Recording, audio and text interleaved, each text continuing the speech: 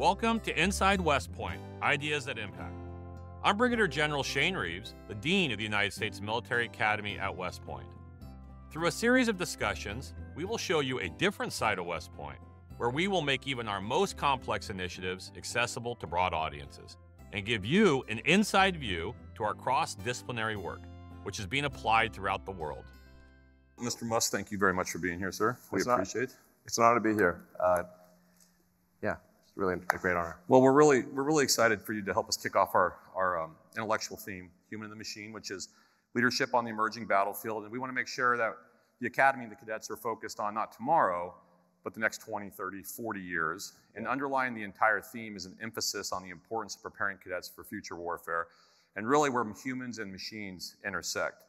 And it's as if your background was made for this theme. However, True. I actually talked to quite a few people, and they really don't know who you are. Yeah. So, neither do I. yeah. So I thought I should tell people a little bit about your bio. Who am I? Yeah, who are we really? Yeah, you'll make a company that figures it out, sir. All right. So if you don't know, and this is ridiculous, of course you know, but I'm going to do it anyways. Elon Musk, sitting next to me, co-founded and leads X, Tesla, SpaceX, Neuralink. Here's my favorite as an academic, The Boring Company. Oh, that was good. That was good. Come on. Yeah, it started as a joke. Yeah, it did. And now it's real. Well, it's awesome. By the way, you have a new company also, XAI. Yeah. And that's all of them unless you started one this morning I don't know about. I'm not sure, right? But basically what this means is everybody in this room has the opportunity, based on these companies, to drive a futuristic electric truck through a gigantic underground tunnel while using a digital connection in their brain to start a rocket while simultaneously getting updates on Army football. His innovations have revolutionized electric vehicles, batteries, space exploration, advanced human-machine interactions, made information access to information instantaneous, and have starting to help integrate AI throughout our daily lives. After the convocation, I'm hoping to have a little bit of time so you can give me some personal tips, because somehow you have founded and lead multiple companies. You're a father to multiple children, and I'm exhausted after 2 hours of coaching one kid's sport. That's Sure. it. So whatever you can do to help me out, I'd appreciate it. So we have cadets and staff and faculty who can speak on multiple disciplinary perspectives that would interest you. Drone swarms, electric batteries, molecular brain science, engineering, psychology, philosophy, law, Chinese language. But that's just the start. I think this one's particularly relevant because we can even cover the intense science of boxing with our world-class Department of Physical Education, just in case, you never know, some random head of state challenges you to a fight. You know, I did challenge Putin to a one-on-one combat. Did he take it? No. And then I was like, I actually on the FK Twitter, I said I hereby challenge Vladimir Putin to one-on-one combat. And I made sure to use his name in Russian Cyrillic, and then I said, and the stakes are Ukraine, and the use for Ukrainian Cyrillic. And then the people thought I wasn't serious. I'm like, no, I'm absolutely serious. I mean, he has he's good at judo, I hear, and I think it would be, the pay-per-view alone on that would be incredible. I could get everybody in here to start chanting 2 men in or 1 man leaves. Yeah. 2 men in or 1 man leaves. So, I'd watch that, and I'm in it. So I will tell you that our 31st superintendent, Douglas MacArthur, once said, "There's no substitute for victory." Yeah. And when it comes to fighting, it's not just our military, but it's also the whole country and the whole industrial base. Yes. That's so important. And you've innovated across so many areas, whether it's beneath our surface to outer space and everything in between. And we're, again, truly, truly grateful for you to be here as we start to talk about some of these things that you've been working on. And as you look into the audience, I just want to give you a bit of context. A lot of these are the leaders who will face our nation's most complex and difficult challenges going forward. We have our cadets who will serve as Army officers leading hundreds and eventually thousands of soldiers through this complexity that we talk about. And we also have our faculty and who are preparing them to do just what I just said, lead through these complex situations. And many of our faculty will also re-enter the Army and be required to lead. Thank you for taking the time to help us think deeper and inform us as we start to inform our cadets on how we can be successful, not just fighting, but winning in the contemporary and future battle space. So let me start with this broad question. How do you see warfare transforming in the future? I mean, the biggest effect, I think, by far is AI and drones. So the next, well, in fact, the current war in Ukraine is very much a drone war already. It's sort of a contest between Russia and China to see who can deploy the most number of drones. Now, if there's a major power war, it's very much going to be a drone war. It's going to be drones and AI. And, you know, it's a sort of, I mean, I do worry about the existential risk of AI, which is that if you employ AI and drones, do you go down this path where eventually you get to Terminator, you know? Try to avoid that. That'd be good. That would be good. Yeah. Minimize the Terminator risk. But I mean, essentially, if when you're making military drones, you are making Terminators. And when I think you'll somewhat be forced into at least giving the drone localized AI, because if the AI is far away, it can't control as well as localized AI. So, what do you mean by localized AI? Meaning it's autonomous killing machine. Completely autonomous. Well, you give it the okay. Yeah. In a particular arena, and it goes with certain parameters. Yeah, hopefully. Yeah. Do you think our adversaries will have those same type of concerns or limitations? Well, yeah. I mean, it depends on how much existential risk there is in these wars. So if it's a regional war, I think it'll be more tempered. If it goes beyond a regional war, then it's all bets are off, and and then you start deploying things that you really wouldn't want to deploy. So hopefully, that doesn't happen. But you said it, and I would agree that if you just look at the contemporary conflicts that are taking place, you would agree that machines aren't just disrupting warfare; they're now commonplace. Drones are going to be overwhelmingly the what matters in any between any powers that have significant technology. It's so my personal belief is like that it'll actually be I think probably too dangerous to have humans at the front. It's drones at the front. It's too dangerous. Drones don't miss. Because of the lethality, then. It's yes. too dangerous to have humans at the front. Yes. I mean, if you've seen some of the computer-controlled sniper rifles, I mean, they just don't miss. So you're finding a machine that's going to, aim with micron-level accuracy and never gets tired. So how do you think the United States should be leveraging technology to further our national defense? Well, I think we probably need to invest in drones. The United States is strong in terms of technology of the items, but the production rate is low. So it's a small number of units, relatively speaking, but with basically, I think there's a production rate issue. Like the rate, if you say like how fast can you make drones? It's like if you say there's a drone conflict, the outcome of that drone conflict will be how many drones does each side have in that particular skirmish times the kill ratio. So if you've got, you can have let's say the United States would have a set of drones that have a high kill ratio, but then the other side has far more drones. If you've got a 2-to-1 kill ratio, the other side has 4 times as many drones, you're still going to lose. Do you think our industrial base can scale to make the volume of drones that you're talking about? I think that's going to be the biggest challenge. That is, it can scale, but it is not currently scaling. Why would that be? I think the procurement is still.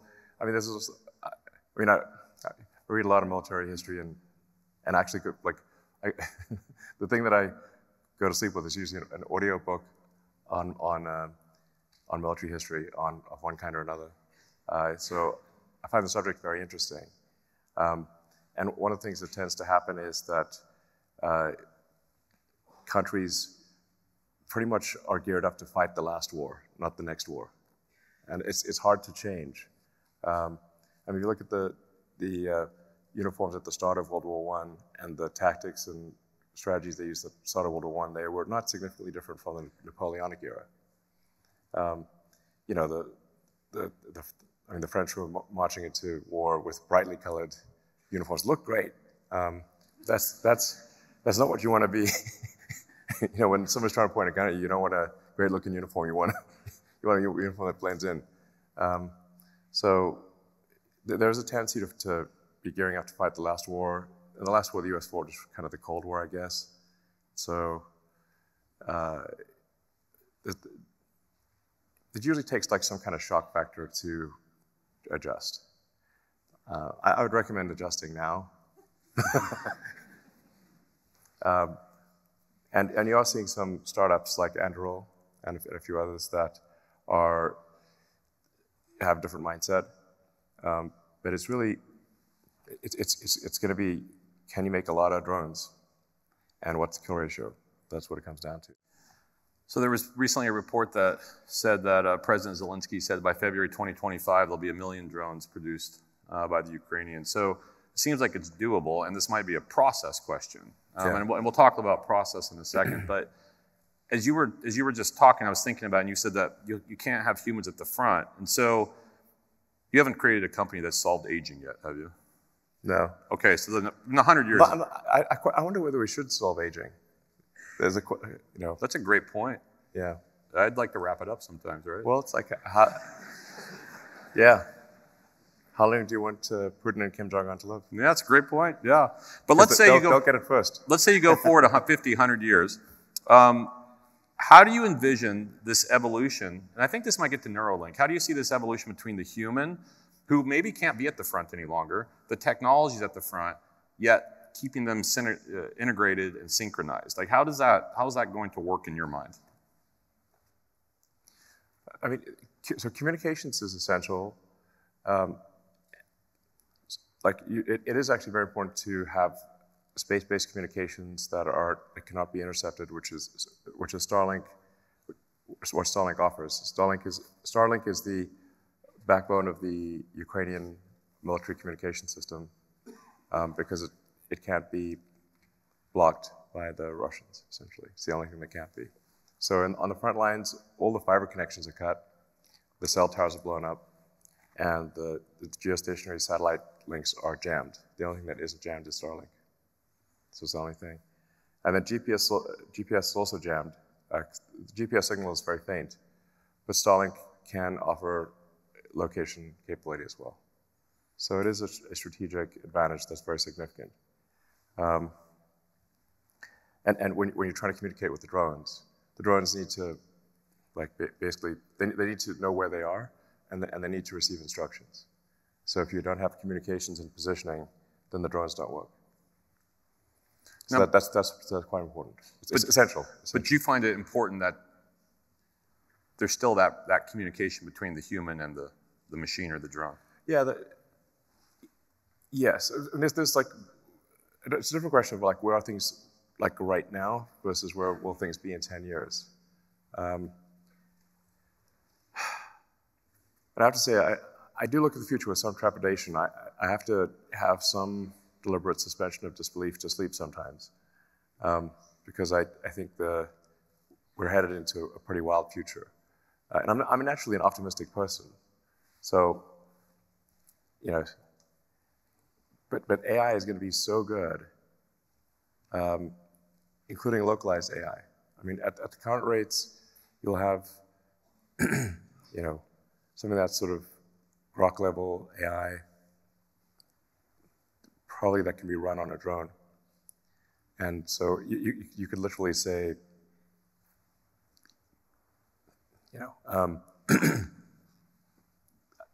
this is the equipment that the drone needs to destroy. Go into that thing, it'll recognize what equipment needs to be destroyed and take it out. It's a lot of your work with Neuralink, though, is because what you're saying is that AI is going to quickly surpass, at least in your estimation, the human's ability to control it. Yeah. Okay. I mean, I'd like to say no, but the answer is yes. So first off, how long until you think that happens? Before that, the AI has evolved to the point where, the AIs can start working together, even relying on computers, like in a dehobbled way, and therefore surpasses the ability for the human to be able to influence how it's working. Well, I think humans will be able to influence how it's working for a long time. This is an esoteric subject that really goes into pretty wild speculation. I think to some degree that the AIs, I think, will want humans as a source of will. So if you think of how the human mind works, there's the limbic system and the cortex, your kind of base instincts and the sort of thinking and planning part of your brain. But you also have a tertiary layer already, which is all of the electronics that you use, your phones, computers, applications. So you already sort of have 3 layers of intelligence. But all of those, the cortex and the machine intelligence, your sort of cybernetic third layer, is trying to make the limbic system happy, because the limbic system is a source of will. So there's some, it might be that the AIs just want to make the humans happy. And part of what Neuralink's trying to do is improve the communication bandwidth between the cortex and the digital tertiary layer. Because our output bandwidth of a human is less than 1 bit per second per day. There's 86,400 seconds in a day. You don't output 86,400 tokens. So, it's like the number of words that I can say at this forum. If you say just look at it from an information theory standpoint, how much information am I able to convey? Not that much, because I can only say a few number of words. And in order to convey an idea, I have to take a concept in my head, I have to compress it down to a small number of words, try to aspirationally model how you would decompress those words into concepts in your own mind. That's communication. So your brain is doing a lot of compression, decompression, and then has a very small output bandwidth. Neuralink can increase that bandwidth by several orders of magnitude. And also, you don't have to spend as much time compressing thoughts into a small number of words. You can do conceptual telepathy. That is the idea behind Neuralink. It is intended to be a mitigation against AI existential risk. You talk about alignment. Can you Yeah. explain what you mean by alignment to help everyone understand? Yeah, just is the AI going to do things that make civilization better, make people happy, or will it be contrary to humanity? Will it foster humanity or not? Will be against humanity? So obviously we want an AI that will foster humanity. I think in developing an AI to foster humanity, because I've thought about AI safety for a long time, I think I've had probably 1,000 hours of discussion about this. And my ultimate conclusion is that the best course for AI safety is to have an AI that is maximally truth-seeking and also curious. And if you have both of those things, I think it will naturally foster humanity, because it will want to see how humanity develops. Humanity is more interesting than not humanity. I like Mars. I'm a big fan of Mars, obviously. And I think we should become a multi-planet civilization. I think that's very important. The purpose of SpaceX is to make life multi-planetary. That's the reason I created the company, and that's the reason that we have the Starship development in South Texas. That rocket is far too big for just satellites. It's intended to establish life on Mars, not just send astronauts there briefly, but to build a city on Mars, and that's ultimately self-sustaining. But getting back to AI, if you've got a truth-seeking AI that is maximally curious, my neural net, my biological neural net, says that that's going to be the safest outcome. Because, like I said, while I like Mars, Mars is not as interesting as Earth because there's no human civilization there. Or thought of another way, if you want to render Mars, rendering Mars is pretty easy. It's basically red rocks on look kind of like some parts of Arizona. There's not a lot of people. It's easy to render. It's rendering to Mars, but rendering human civilization much harder, much more complex, much more interesting. And so I think a curious, truth-seeking AI would foster humanity and want to see where it goes. But that requires trust between the human and the machine, and that's where I want to ask you a question on this. So the Army, leaders in the Army are no strangers to implementing new technologies. Think about how GPS, for example, transformed navigation. It'd be unheard of not to use GPS today, but when I was a lieutenant, no one used GPS. So recently I was watching this incredibly important and realistic documentary called Top Gun Maverick. Yeah. And in it, I learned, it's really good, really good.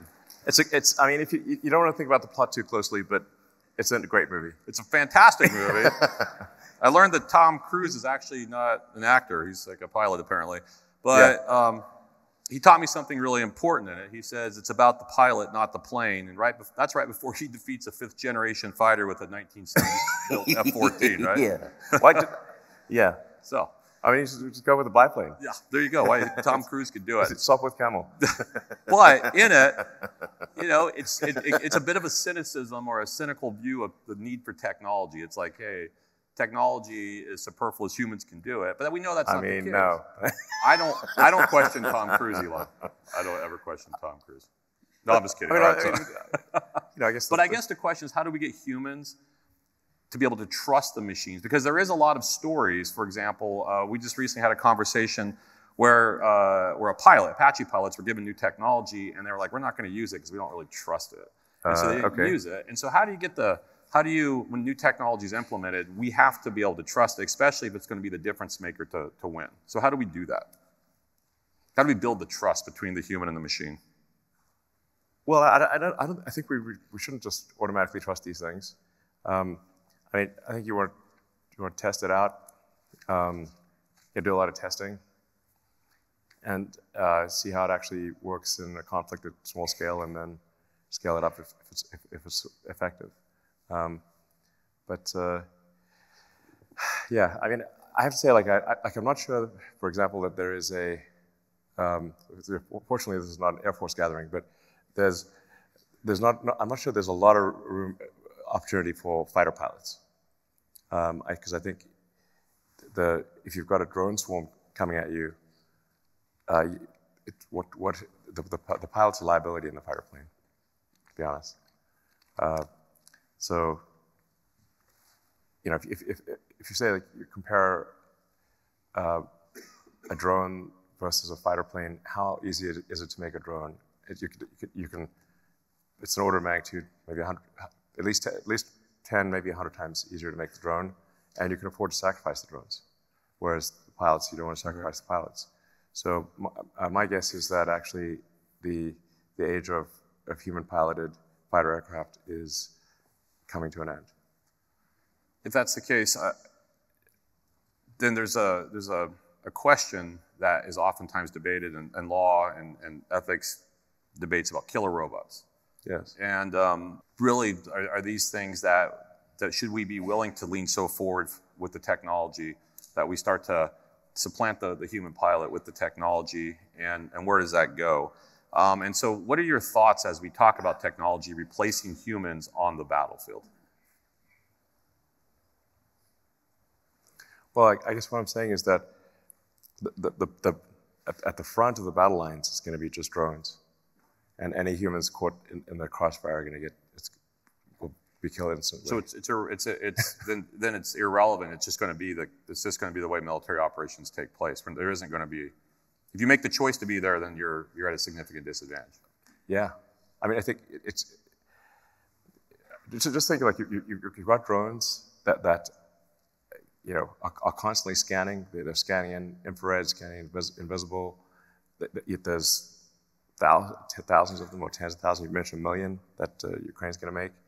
You got 1 million drones coming at you. Yeah. Do you want to be there with trying to take out drones with an assault rifle? It's not going to be a good situation.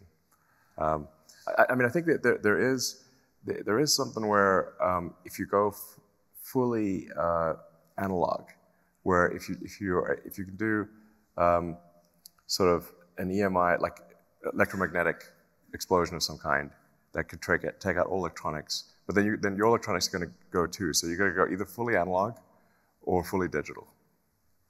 So I think that there actually would be a role for a fighter plane if it was fully analog and had mechanical controls, because then you could do an EMF blast, take out the drones, and the analog. I mean, that could be another Tom Cruise movie, maybe. I don't know. He just goes with a fully analog aircraft, and all the drones fall out of the sky because of an EMF bomb. How do you reply to those in, say, industry that would say, we don't want to contribute to the development of technology that could be used by the Department of Defense? Like, basically, we need to build trust with the industrial base and with society. Right. Maybe it's something we're doing. How do we do that? Well, I'm very pro-military, so to be clear. It's good. Your audience will like that. Yes. But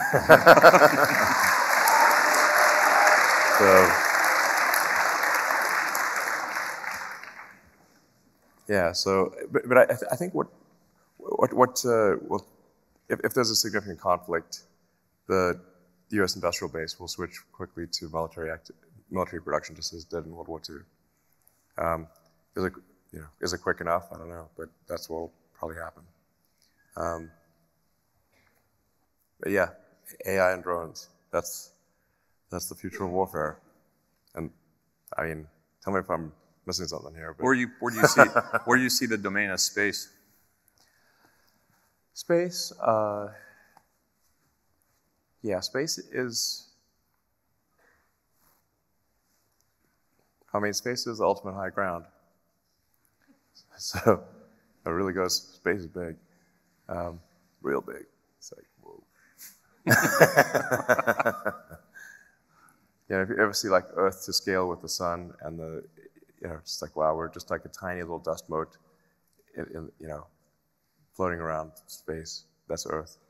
But space is becoming increasingly militarized, and so how do you see that, especially as it relates to land warfare? Like, what's your thoughts on the space domain as it relates to land warfare, and what are things that we should be doing to start to gain those advantages that are necessary? Yeah. Well, I mentioned the space-based communications is critical. Like, if you can't communicate, you don't know what's going on, you can't receive orders, you can't report information, and whether it's a human or a drone, they need communication. So you've got to have communications, any ground-based communications like fiber optic cables, and cell phone towers will be destroyed.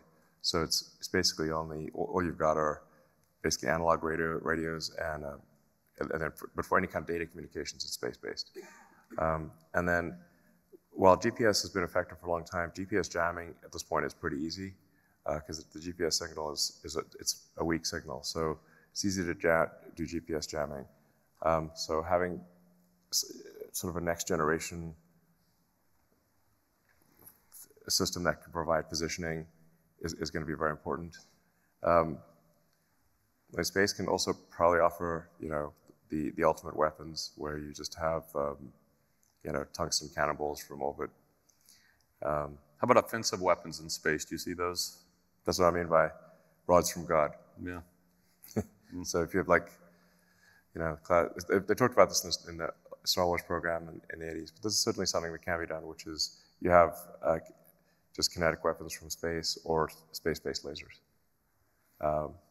Starlink system technically does have lasers, but they're low-power lasers for now. Yeah. So let me ask you back to this question about Process. So I like military history also. Yeah. I like all disciplines at West Point, by the way. I love all of them. So in 149 BC, there was the Third Punic War is ongoing. And the Roman legions are outside Carthage. And they lay siege to Carthage. And it's not going very well. The proconsuls that are in charge are passive, risk-averse, and they're losing. And there's a young guy who's from the famous Scipio line of proconsuls. And it is Scipio Aemilianus, who is the adopted grandson of Scipio Africanus. And so Scipio is the only one who's doing something. And so Cato the Elder is sitting in the Senate, and he says this. He says, "He alone still thinks, the others flit about in the shadows." And his basically argument was, I want Scipio in charge. And the problem was Scipio was too young. You had to be 42 to be a proconsul. And so Cato's like, I don't care, he's the right guy.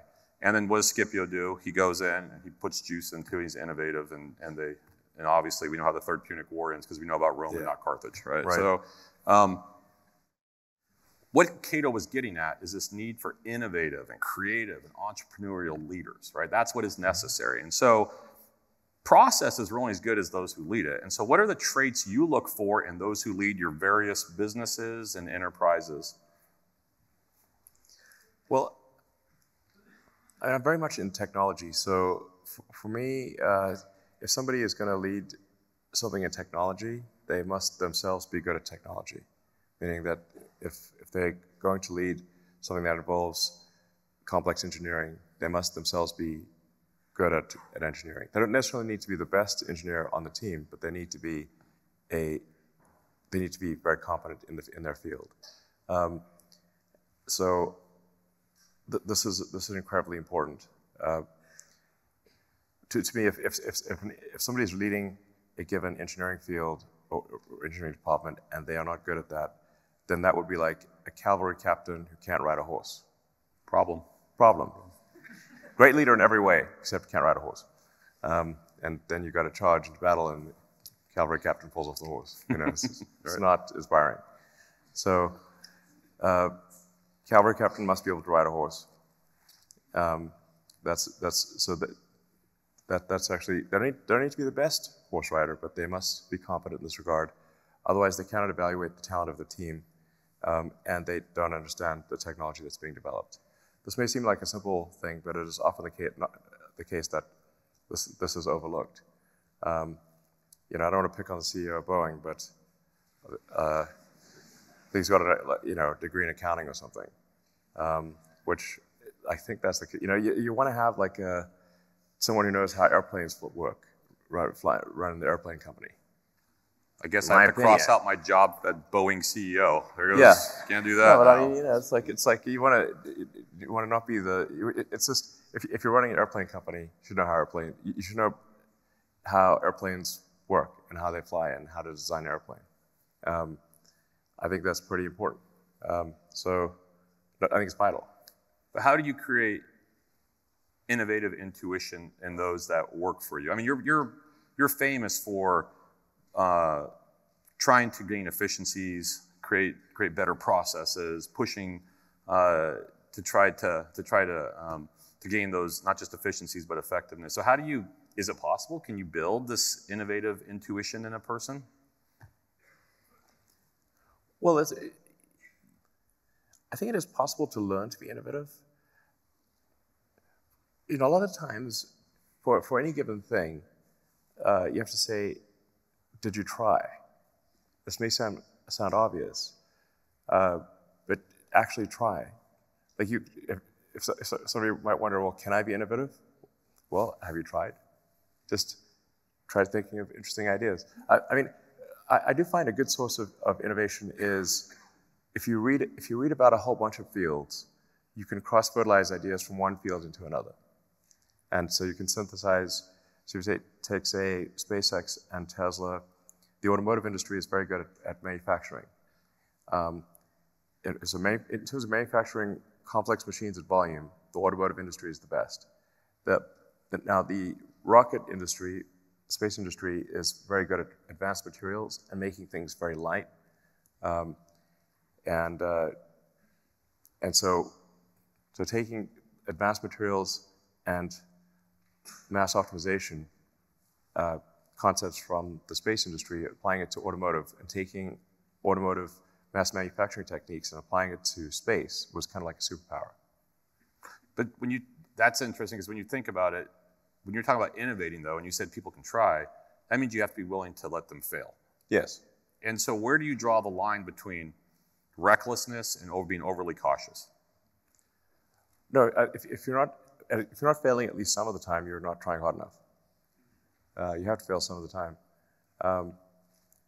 So, you know, it's more like a batting average. Somebody should have a good batting average, but nobody bats 1,000. But if somebody bats 0 all the time, I mean, okay, you know, you've got to take them off.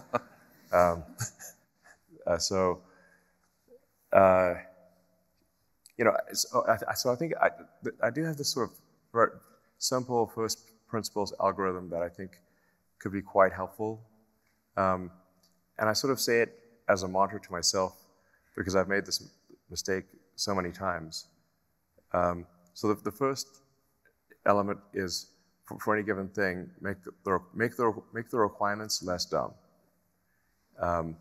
So whatever problem you solve, make the requirements less dumb. And whoever gave you those requirements, even if they are the smartest person in the world, they're still dumb. So if say like this is where say military procurement it goes wrong right at the outset with excess requirements.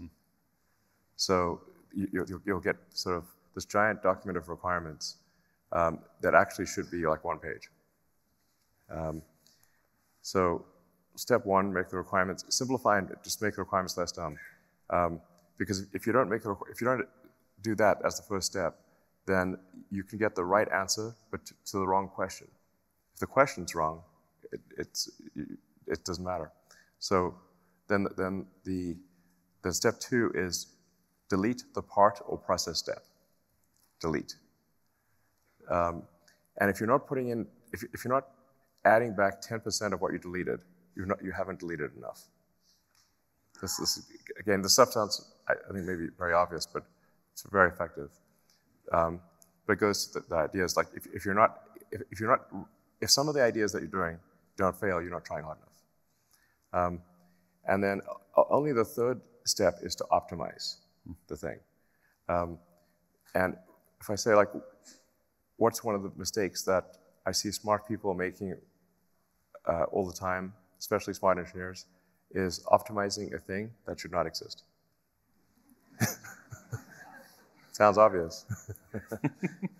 You know, like you could try to let's have the world's best biplane, cloth biplane. I'm like, well, actually, no, we should have jet airplanes instead, you know. So we should not optimize a thing that should not exist. And then step 4 is go faster. Again, this sounds really obvious, but people just don't. Try going faster. And the first step would be to automate something. But only automate it once you've done those other 4 things. Now, the reason I have this mantra is because I've personally, many times, automated something, sped it up, optimized it, and then deleted it. And I'm like, wait, I'm tired of going backwards here. Yeah. So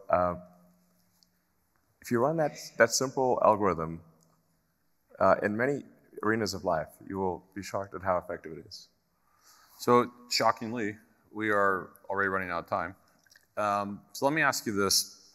If you could choose one attribute, just one attribute, that would be critical for our future officers to have to be successful, what would it be? Curiosity. As long as you're not a cat. But curiosity.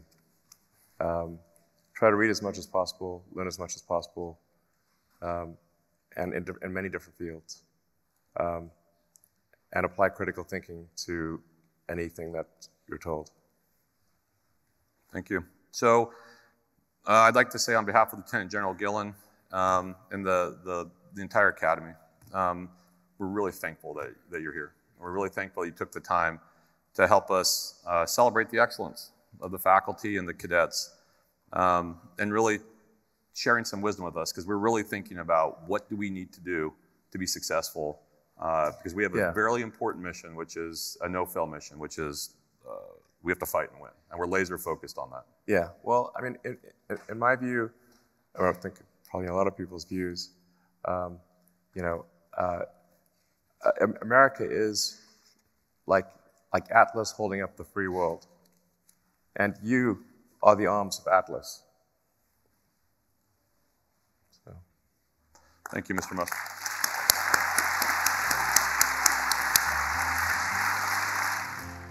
Please be sure to tune in to the Inside West Point Ideas That Impact podcast next month. Remember, you can find this podcast as well as the other podcasts, journals, and books hosted or published by the West Point Press at westpointpress.com. So until next time.